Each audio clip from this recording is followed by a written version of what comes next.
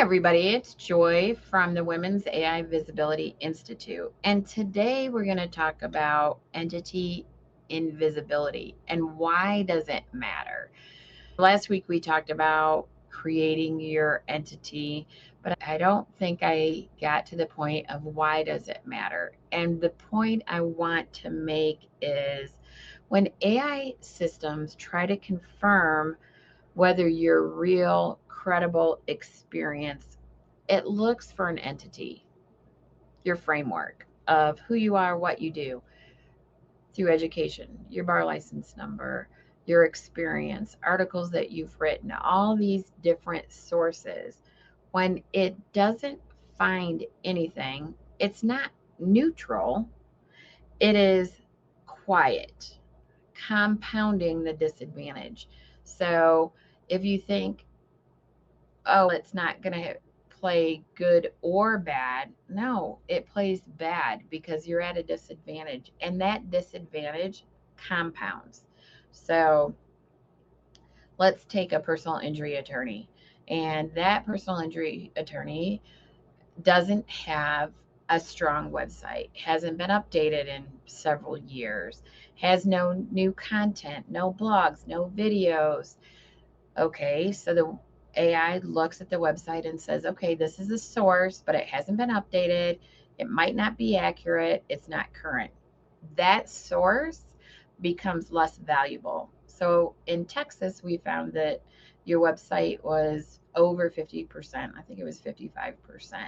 In Florida, your website value went down to 36%. So if you think in terms of percentages, if your website isn't updated, current, touched, things added to it, that's 55% of a source or 36%, still a chunk. So it's not a neutral, it's a disadvantage. Same with every other source. If you think about Perplexity, we found in our Florida study, it looked at 37 sources. How many sources and what percentage? So let's say 36%, let's take Florida, 36% is how much of a value that source has. 36% is off the table. What about LinkedIn? LinkedIn was 11% in Florida. The value went up. You don't post on LinkedIn. You haven't posted recently. You haven't updated your profile. You're not writing articles.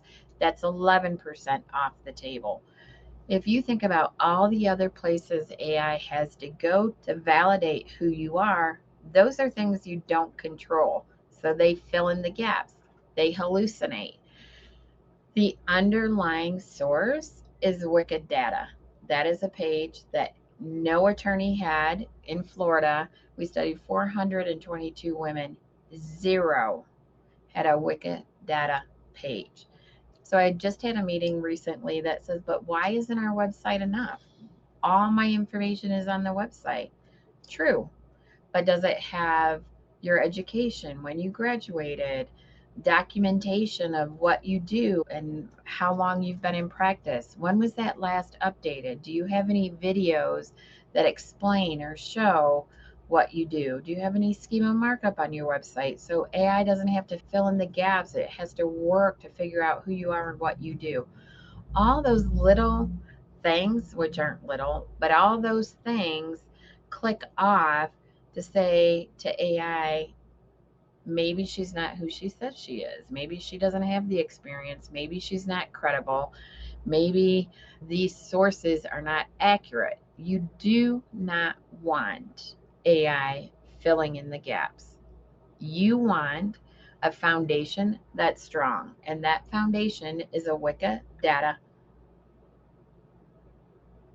page, number, sequence. That is the foundation in which AI is looking at. Right or wrong, that's where it started. That's how AI started building the training data. So if you want more information about this, please reach out. My name is Joy. You can email me at joy@wavinstitute.com. All right, thanks so much for your time.